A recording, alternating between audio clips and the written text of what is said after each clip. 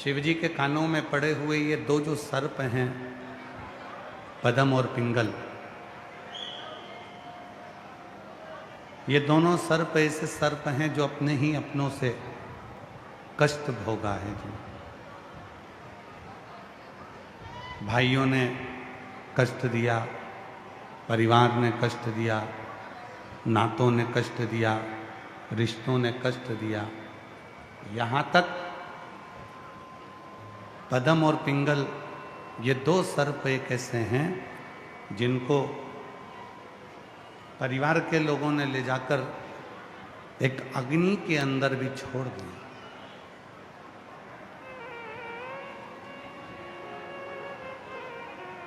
एक अग्निकूप में, एक अग्निकुंड में उनको ले जाकर छोड़ दिया। पर उनके स्मरण में श्री तुमरुका जी के वचन रहे, उनके स्मरण में तुमरुका जी के शब्द रहे और तुमरुका जी के वचन उनके स्मरण में रहे, क्योंकि तुमरुका जी ने कह दिया था एक बार कि जिंदगी में, और ये तुमरुका जी के वचन हर एक व्यक्ति के स्मरण में रहना चाहिए, जिंदगी में हर जगह से जब टूट जाओ, जब कोई तुम्हारा साथ ना दे, कोई तुमको साथ ना निभाए, चाहे पराए हों चाहे घर के हों, तुमरुका जी के वचन, वो दोनों सर्प पद्म और पिंगल जो शिव जी के कानों में कुंडल के रूप में विराजमान है,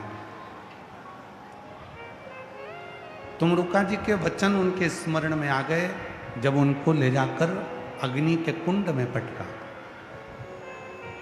जलती हुई अग्नि के नजदीक में ले जाकर जब उनको छोड़ा तो उनके स्मरण में तुमरुका जी के वचन आ गए कि जब परिवार, नाते, रिश्ते, कुटुंब, कबीले, ये सब हर तरह से जब तुमको तोड़ दें, तब उस समय पर केवल एक जगह ऐसी है, किसी भी पंच वृक्ष की छांव, सुख का अनुभव करा देते हैं। पहला है बट वृक्ष, दूसरा है बेलपत्री का वृक्ष, तीसरा है आंवले का वृक्ष, चौथा है पीपल का वृक्ष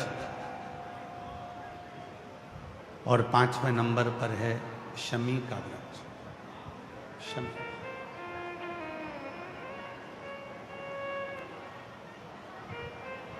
ये 5 वृक्ष ऐसे हैं, जब जिंदगी चारों तरफ से हताश हो जाती है, चारों तरफ से टूट जाती है, कोई मंजिल नजर नहीं आती, कोई सामने रास्ता नहीं दिखता, कोई मंजिल नहीं दिखती, कोई सामने से उजियाला नहीं दिखता, कोई प्रकाश नजर नहीं आता, तब भगवान शंकर का पंचाक्षर मंत्र नमः शिवाय या षडाक्षर मंत्र ओम नमः शिवाय या श्री शिवाय नमस्तुभ्यम, इस मंत्र का जप यदि कोई मौन होकर, स्थिर होकर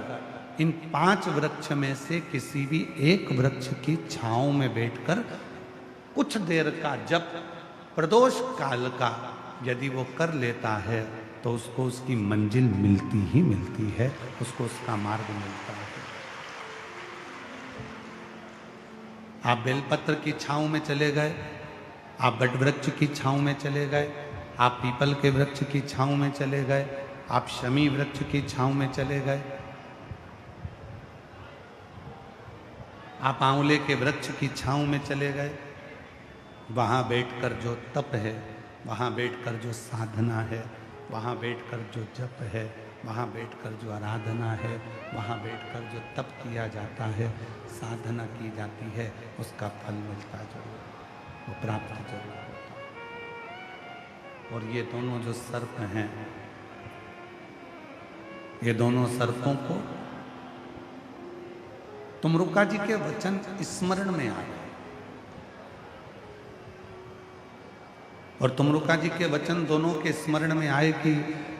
हम जब सब दूर से हताश हो गए हैं, टूट गए हैं, तो क्यों ना किसी वृक्ष की छांव में जाकर बैठ जाए।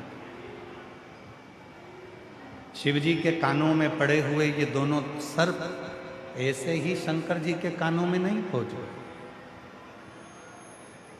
शिव जी के पास में जो भी पहुंचा है